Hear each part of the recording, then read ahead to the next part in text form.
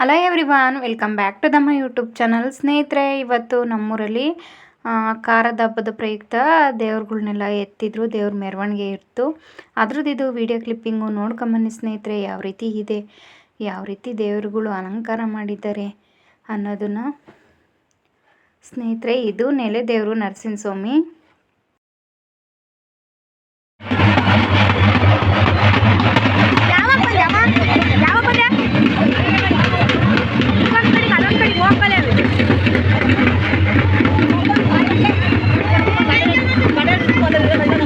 ಈಗ ಆಂಜನೇಯ ಕರ್ಕೊಂಬಂದಿಲ್ಲ ಅಂತ ನೀನು ಹೋಯ್ತು ನಾವು